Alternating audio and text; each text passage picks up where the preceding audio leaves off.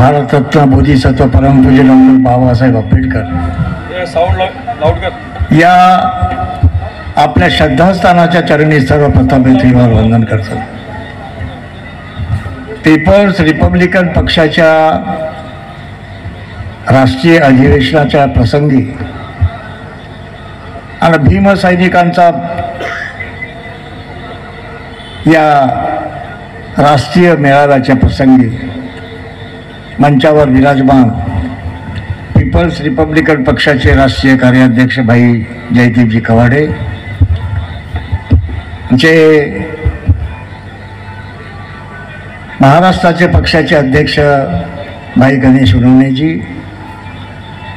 महाराष्ट्राचे पक्षाचे कार्याध्यक्ष चरणदासजी इंगोले,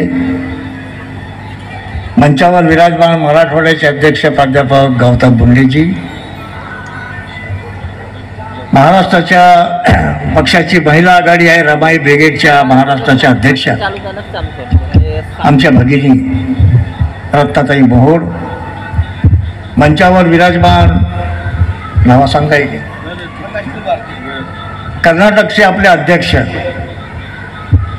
ज्यांनी कन्नड भाषेमध्ये आपलं मनोगत व्यक्त केलं ते कर्नाटकचे अध्यक्ष पक्षाचे प्रकाश मूलभारतीजी, मंचावर विराजमान मुंबई प्रदेशचे अध्यक्ष भाई विजय जरा जय भीम। हॅलो डॉक्टर बाबासाहेब आंबेडकरांचा विजय असो। डॉक्टर बाबासाहेब आंबेडकरांचा विजय असो। छान असा मित्रांनो, संपूर्ण महाराष्ट्र संपूर्ण देश परेशान आहे। महापुराचा थैमान सगळीकडे आहे। अनेक राज्यातील अनेक शहरं पाण्यामध्ये बुडालेले आहेत। आपल्या महाराष्ट्रामध्ये देखील महापुराचा हा महाप्रकोप सुरू आहे। लक्षावधी शेतकऱ्यांची लक्षावधी शेती पाण्याखाली गेलेली आहे। हातातोंडाशी आलेलं पीक या पुरामुळे नष्ट झालेलं आहे। अशी परिस्थिती आहे, तरी पाऊस काही थांबत नाही। आज कशी काही मेहरबानी केली माहीत नाही, थांबला थोडा येता थांबला। पण बाबासाहेब म्हणतात, आबांदादा म्हणतात, तुफानातले दिवे आम्ही तुफानातले दिवे, तुफानातले दिवे आम्ही तुफानातले दिवे, वादळ वारा ऊन पाऊस बुडीला आम्हा शिवे, तुफानातले दिवे आम्ही तुफानातले दिवे। आपण दाखवून दिलं कोणत्याही प्रकारचं संकट आलं की त्याच्याशी मुकाबला करायचा। ही बाबासाहेबांची शिकवण आहे, ही भगवान बुद्धाची शिकवण आहे, ही ज्योतिबा फुलेंची शिवरायांची शिकवण आहे, शाहू महाराजांची शिकवण आहे।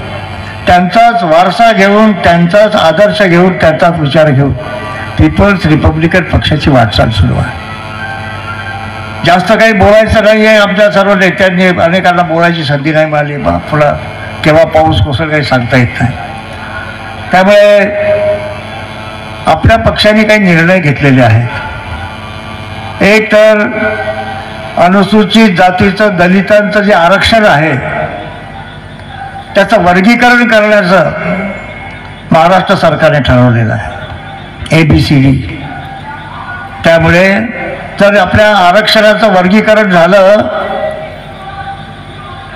आपल्या दलितांची जी एकजूट आहे ती एकजूट नष्ट झाल्याशिवाय राहणार नाही।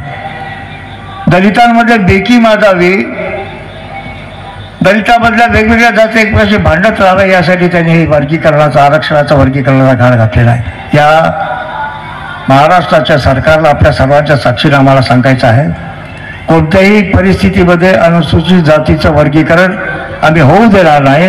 आणि हायकोर्टाने जरी सांगितलं तरी पुन्हा मी सुप्रीम कोर्टामध्ये जाऊन हायकोर्टाने निर्देश दिलेलं दलितांचं आरक्षणाचं वर्गीकरण आम्ही थांबवल्याशिवाय राहणार, आपला पहिला प्रश्न आहे।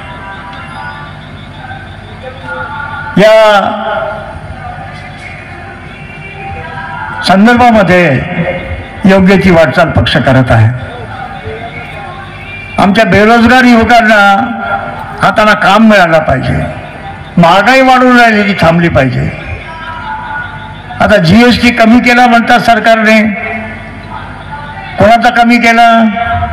मोटार, स्कूटर, TV, ज्या महागड्या वस्तू आहेत त्यांचा GST कमी केला. आणि हातातोंडाशी आमची गरीब जनता जी आहे त्यांना या GSTचं ते कमी केलं, कर कमी केला, त्याचा काही फायदा होणार नाही. तेव्हा सर्वसाधारण जनतेच्या जीवनावश्यक ज्या गोष्टी आहेत त्या जीवनावश्यक गोष्टीवरील GST कर सरकारने कमी केला पाहिजे, ही आपली मागणी आहे. महाराष्ट्रामध्ये महापूर आला, अनेक जिल्हे उद्ध्वस्त झाले, शेतकरी उद्ध्वस्त झाला. आपल्या पक्षाची मागणी आहे की ज्या शेतकऱ्यांचं नुकसान झालं पंचनामे नंतर करा, आधी त्यांना मदत करा. कमीत कमी प्रत्येक पीडित शेतकऱ्याला, जर उद्ध्वस्त झाला शेतकरी, त्याला कमीत कमी 1 हेक्टरी 50,000 रुपये अनुदान सरकारने दिलं पाहिजे. आपल्या पक्षाची मागणी आहे. शेतकरी जगला तर आपण जगू ना. शेतकऱ्यांना सन्मानाने जगवणं आवश्यक आहे. त्यामुळे शेतकऱ्यांना जास्तीत जास्त लवकरात लवकर कोणत्याही प्रकारच्या अडचणी न सांगता सरकारने आर्थिक मदत केली पाहिजे. कमीत कमी 50,000 रुपयाची अनुदान सरकारने दिलं पाहिजे, ही आपल्या पक्षाची मागणी आहे. आणखी चर्चाच काय आहे? हे सर्वात महत्त्वाची गोष्ट अशी की सरकारने ज्या अनेक प्रकारच्या योजनांची घोषणा केली त्या फक्त कागदावरच राहतात. सरकारने आता कामगारांचे नवीन कायदे केलेले आहेत. जुने कायदे रद्द करून एकच कायदा आणला. त्यामध्ये पण आता नवीन सरकारने एक सूचना केलेली आहे. आधी आमचा कामगार, आमचा कष्टकरी 8 तास काम करायचा, दिवसातून 8 तास काम करायचा, 12 तास काम करावं लागेल. हे देखील थांबलं पाहिजे. ही कामगारांची पिळवणूक थांबली पाहिजे. यासाठी देखील आपला पक्ष प्रयत्नांची पराकाष्ठा करणार आहे. आणि सर्वात महत्त्वाचा मुद्दा जो आपल्या स्थानिक स्वराज्य संस्थांच्या निवडणुका योगातल्या आहे.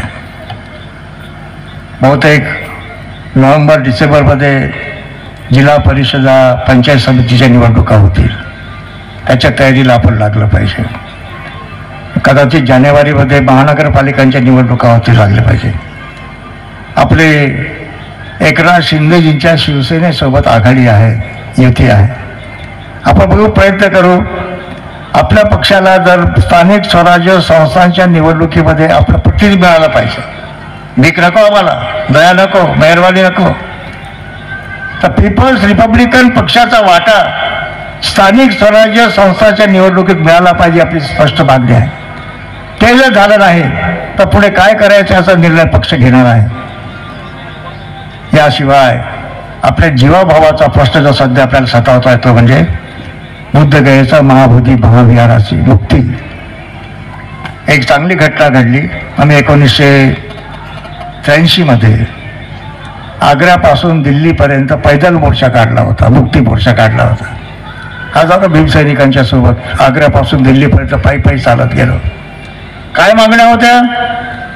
पहिली मागणी होती मराठवाडा विद्यापीठाला बाबासाहेबांचं नाव मिळालं पाहिजे, पहिली मागणी होती. आणि दुसरी मागणी होती बुद्धगयेचं महाबोधी महाविहार हे भारतीय बौद्धांच्या ताब्यात मिळालं पाहिजे, दुसरी मागणी होती.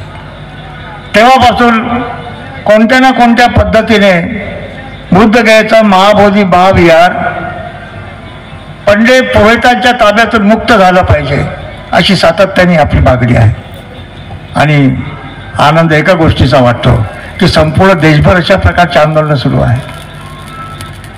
बुद्धगयेचा महाबोधी महाविहार हे भारतीय बौद्धांच्या ताब्यात मिळाले.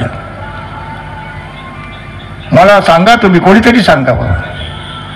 मुसलमानांच्या मशिदीचा मालक मुसलमान असतो, ख्रिश्चन लोकांच्या चर्चचा मालक ख्रिश्चन असतो, जैन मंदिराचा मालक जैन धर्मीय असतो, हिंदू मंदिराचा मालक हिंदू असतो. आणि दुर्दैव असं की बौद्धांचा महाविहाराचा मालक मात्र बौद्ध नाही आहे. पाहिलं जगामध्ये सकाळची आपण न्याय मागतो आहोत, भीक नाही मागत. अनागारिक धम्मपालजींनी 127 वर्षापूर्वी आंदोलन सुरू केलं. बीटी ऍक्ट रद्द झाला पाहिजे आणि महाबोधी महाविहार भारतीय बौद्धांच्या ताब्यात मिळालं पाहिजे. त्याचं स्वामित्व, त्याचं संचालन, त्याचं व्यवस्थापन हे सर्व बौद्धांच्या ताब्यात असलं पाहिजे. ही मागणी आपली आहे. आणि एका गोष्टीची या ठिकाणी घोषणा करावीशी वाटते की या संदर्भामध्ये अनेक संघटनांनी आंदोलनं केली. ठिकठिकाणी आंदोलन, अनेक राज्यामध्ये आंदोलनं झाले. महाराष्ट्राच्या प्रत्येक जिल्ह्यामध्ये, प्रत्येक तालुक्यात आंदोलनं झाली महाबोधी महाविहार मुक्तीसाठी. पण आता अशी छोटी छोटी आंदोलन करण्याच्या ऐवजी मुंबईमध्ये 3दा बैठकी झाल्यात. आणि आनंदाची गोष्ट अशी की राजकारणामध्ये जे रिपब्लिकनवाले किंवा बाकीचे लोक एकत्र येतात, पण त्यात निमित्ताने महाबोधी महाविहार मुक्तीच्या बैठकीसाठी रिपब्लिकन पक्षाचे सर्व छोटे मोठे गट, धार्मिक संघटना, धर्म संघटना, स्वयंसेवी संघटना सर्व एकत्र आल्यात आणि निर्णय घेतला की येत्या 14 ऑक्टोबरला मुंबईमध्ये आझाद मैदानावर विराट अशा प्रकारचा महाबोधी महाविहार मुक्ती मोर्चा काढायचा निर्णय घेण्यात आलेला आहे. त्या मोर्चामध्ये आपल्याला सहभागी व्हायचं आहे. कारण हा आपल्या अस्मितेचा, आपल्या अस्तित्वाचा, आपल्या धम्माच्या प्रतिष्ठेचा प्रश्न आहे. यासाठी 14 ऑक्टोबरला मुंबईमध्ये जो विराट विशाल अशा, आणि त्यामध्ये सर्वच पक्षाचे नेते होते. आठवले साहेब होते, राजेंद्र गवई साहेब होते, इतर सर्व रिपब्लिकन पक्षाचे छोटे मोठे नेते, खोब्रागडे गटाचे होते, विविध संघटना होत्या. म्हणजे लहानापासून तर मोठ्यापर्यंत जेवढे काही रिपब्लिकन गट आहेत सर्व होते त्या ठिकाणी. नानासाहेब हिंदीचे त्या ठिकाणी. तेव्हा 14 ऑक्टोबरला महाबोधी महाविहाराच्या मुक्तीसाठी एक कृती समिती तयार केली आपण. महाबोधी महाविहार मुक्ती आंदोलन कृती समिती, या कृती समितीच्या वतीनं आपला हा मोर्चा निघणार आहे. नेता जनता नेतृत्व करेल, जनतेच्या पाठीशी आम्ही सोबत आहोत. कोण नेतृत्व करेल हा महत्वाचा प्रश्न नाही, कोण नेता बनतो महत्वाचा प्रश्न नाही आहे. फक्त जगातील बौद्धांचं श्रद्धास्थान असलेलं महाबोधी महाविहार मुक्त झालं पाहिजे, पंडित पुरोहितांच्या ताब्यातून मुक्त झालं पाहिजे. तिथे काय काय चालतं पाहिजे तुम्हाला. मी 2 दिवस आंदोलनामध्ये होतो महाबोधी महाविहाराच्या बुद्धगयेला, 16 आणि 17 एप्रिलला. 14 एप्रिलला दिल्लीची बाबासाहेबांची जयंती करून मी 16 आणि 17 एप्रिलला महाबोधी महाविहाराच्या मुक्ती आंदोलन सहभागी झालो. 2 दिवस होतो त्या ठिकाणी.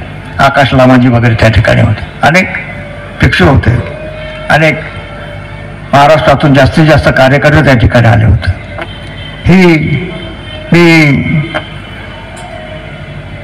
महाबोधी महाविहारामध्ये जेव्हा गेलो तिथे काय चालतं, तिथे बुद्धाचं काहीच चालत नाही. तिथे पिंडदान केलं जातं. पिंडदान म्हणजे कवाळा येतो शिवताना पिंडदान तिथे चालतं. म्हणजे जे बौद्ध धर्माच्या विरुद्ध जे काही आहे ते सर्व त्या ठिकाणी चालतं बुद्ध विहारामध्ये. महाविहारामध्ये जाताना 5 मूर्त्या आहेत. 5 मूर्त्या. तिथले पंडित पुरोहित सांगतात की ते 5 पांडव आहेत. झाकून ठेवलायचा, कापड झाकून ठेवलाय, ते मूर्त दाखवत नाही. म्हणजे संपूर्ण जगातील बौद्धांचं श्रद्धास्थान असलेलं महाबोधी महाविहाराचं विकृतीकरण सुरू आहे. विकृतीकरण हे थांबलं पाहिजे. अनेक वर्षापासूनचा संघर्ष सुरू आहे. अनागारिक धम्मपालजींनी युद्ध सुरू केलं. आपण त्या युद्धाचे सैनिक बनू. कोणत्याही परिस्थितीत आकाश कोसळो की धरती दुभंगो, वादळ हो का तुफान हो, पण बुद्धगयेचं महाबोधी विहार आम्ही पंडित पुरोहितांच्या ताब्यातून मुक्त करून बौद्धांच्या ताब्यात घेतल्याशिवाय राहणार नाही. हा संकल्प आपण सर्वांनी करूया. आजच्या पीपल्स रिपब्लिकन पक्षाच्या अधिवेशनाचा मुख्य हेतू हाच आहे. आपल्या सर्वांना माझी विनंती आहे की आपण जास्तीत जास्त, मुंबईचा मोर्चा झाला की दिल्लीचाही मोर्चा जाऊ, देशाच्या प्रधानमंत्र्यांना भेटू, त्यांना सांगतो तुमचं म्हणता मोदी जी आप तो कहते हो सबका साथ सबका विकास सबका विश्वास, ही घोषणा तुम्ही देता आपल्या भाषणातून. सबका साथ, सबका विकास और सबका विश्वास की बात अगर आप करते हो तो बौद्धों के विश्वास की बात क्यों नहीं करते आप? बौद्धों के श्रद्धा की बात क्यों नहीं करते? आप अयोध्या में जाके पूजा करते हो, अच्छी बात है, लेकिन बौद्धों को महाबोधि महाविहार जाने की और उनकी वंदना करने की इजाजत क्यों नहीं दी जाती? म्हणून आम्हाला सर्वांचं सांगणं आहे की कोणत्याही परिस्थितीमध्ये बुद्धगयेचा महाबोधी विहार हे आमची मालकी आम्हाला पाहिजे, आमचं व्यवस्थापन आमचं पाहिजे, त्याचं नियंत्रण आमचं पाहिजे, त्याची सगळी व्यवस्था आमच्याकडे बौद्धांकडे पाहिजे. म्हणजे बौद्धांच्या रीतीनं त्या ठिकाणी मंदिराची वाटचाल होईल, बुद्धविहाराची वाटचाल होईल असं आपल्याला वाटतं. आणि म्हणून मित्रांनो, आजच्या ह्या प्रसंगी अधिक न बोलता आपल्या सर्वांना माझी विनंती, हा संदेश संपूर्ण महाराष्ट्रात गेला पाहिजे. कोणत्याही परिस्थितीमध्ये बुद्धगयेचं महाबोधी विहार भारतीय बौद्धांच्या ताब्यात मिळालं पाहिजे. आणि जो 1949 बुद्ध विहार व्यवस्थापन कमिटी कायदा जो आहे हा कायदा रद्द झाला पाहिजे आणि बौद्धांच्या ताब्यामध्ये महाबोधी महाविहार मिळालं पाहिजे. यासाठी जे 14 ऑक्टोबरला दिवस कोणता आहे बघा, 13 ऑक्टोबरला नाशिक जिल्ह्याच्या येवले मुक्कामी बाबासाहेबांनी पहिली घोषणा केली, धर्मांतराची घोषणा केली. ते म्हणाले होते, या धर्मात मी पैदा झालो, माझ्या हातात होता, पण हिंदू धर्म कदापि मानणार नाही. ही घोषणा धर्मांतराची पहिली घोषणा 13 ऑक्टोबर 1935 मध्ये येवले मुक्कामी बाबासाहेबांनी केली. 20 वर्षानंतर वाट पाहिली बाबासाहेबांनी की ज्या ब्राह्मणी व्यवस्थेनं मनुवादानं या देशातील दलितांना अस्पृश्य केलं, पाणी पिण्याचा अधिकार नाकारला, सावलीचा विटाळ केला, कुत्र्या मांजरांना जवळ केलं पण माणसांना लाथ मारली. की संस्कृती सांगते मुंगीला साखर, गाईला भाकर आणि दलितांना ठोकर, ही सांगणारी संस्कृतीला बाबासाहेब ठोकर मारली 14 ऑक्टोबर 1956ला. आणि सन्मानाला स्वाभिमानाला ताठ मानाने जिथे जगण्यासाठी भगवान बुद्धाच्या धर्माची दीक्षा दिली. एवढे मोठे उपकार बाबासाहेबांनी केले. त्या 14 ऑक्टोबरचा दिवस लक्षात ठेवून 14 ऑक्टोबरला पुढच्या याच महिन्याच्या 14 ऑक्टोबरला मुंबईच्या आझाद मैदानावर महाबोधी महाविहार बाबासाहेबांनी आपल्याला मुक्त केलं, गुलामगिरीतून मुक्त केलं, ब्राह्मणवादातून मुक्त केलं, जातीयवादातून मुक्त केलं, सन्मानाने जगण्याची संधी आपल्याला मिळवून दिली. त्याच बाबासाहेबांच्या दिलेल्या तथागताच्या बुद्धाच्या धर्माचं रक्षण करण्यासाठी आणि महाबोधी महाविहार मुक्त करण्यासाठी बाबा आपल्याला मुक्त केलं ना बाबासाहेबांनी. सर्वांनी अत्याचारापासून, अंधश्रद्धा भुवाबाजीपासून मुक्त केलं. भगवान बुद्धाचं महाविहार जे आहे बुद्धगयेचं ते देखील आता आपण आपल्याला मुक्त केलं. आता मुक्तपणे आपण महाविहार मुक्तीसाठी संघर्ष करण्याची तयारी ठेवावी अशी सर्वांना माझी विनंती आहे. 14 ऑक्टोबरला आजच्या प्रसंगी अधिक न बोलता, पावसाचा काही भरोसा नाही आहे, पण ज्या ज्या ठिकाणी शक्य असेल ते